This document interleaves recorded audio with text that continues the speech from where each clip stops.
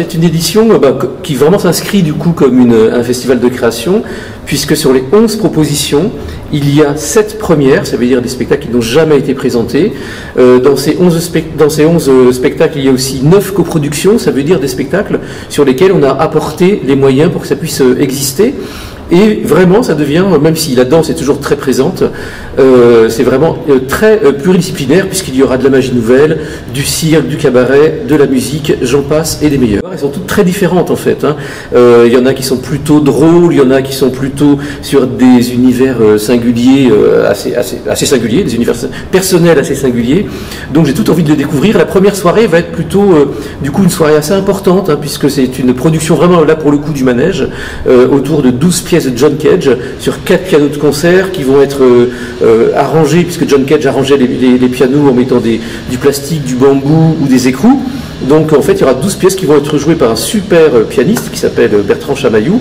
Il va tourner sur alors pas à côté des pianos, pour pouvoir interpréter ces 12 pièces. Et puis une danseuse, Elodie Sicard, chorégraphe, va proposer au public 12 univers chorégraphique comme un cabaret. Son costume va changer, elle va être soit extrêmement délurée, soit au contraire dans une grande méditation.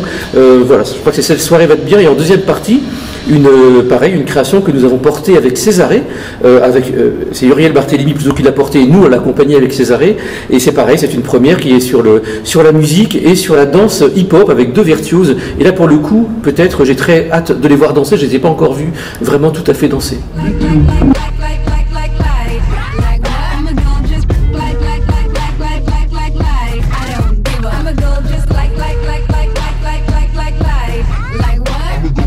C'est souvent des artistes installés dans la région, et du coup forcément il y a ce tropisme avec eux, on suit plus leur parcours. Ou si vous parlez aussi de Marta Escardó-Muñoz, c'est quelqu'un qu'on a porté à un moment donné de sa carrière où c'était nécessaire, et du coup on a vu à quel point elle passait sur des créations extrêmement riches, développées, en tout cas son univers est beaucoup plus affirmé et développé, et ça nous permet aussi de voir comment elle continue à travailler, et surtout c'est quelqu'un de foncièrement sympathique, et de l'avoir dans la programmation, ça nous permet aussi de travailler avec elle sur des actions culturelles autour du manège. La plupart des pièces qu'on présente dans ce festival, elles sont très souvent quand même liées à des questions de société. Vous parliez du genre, il y a aussi de plus en plus sur l'écoféminisme, sur l'écologie, sur beaucoup en effet beaucoup aussi sur le féminisme en effet. Voilà, on est beaucoup sur des sujets de ce type-là. Je crois que la danse et le cirque de plus en plus, c'est incroyable le cirque à quel point aussi porte ces sujets maintenant, et de plus en plus. C'est vraiment en ce moment en tout cas des questions qui se posent. Oui, on avait déjà présenté le travail de Courte de Mai au manège, ça avait eu un grand succès et vraiment on a pu découvrir son immense talent. Donc quand il nous a proposé de l'accompagner sur sa prochaine création, on l'a fait avec plaisir, et donc on aura en effet la chance d'avoir la première du spectacle de Courte de Mai. Et en magie en général, la première doit être très réussie.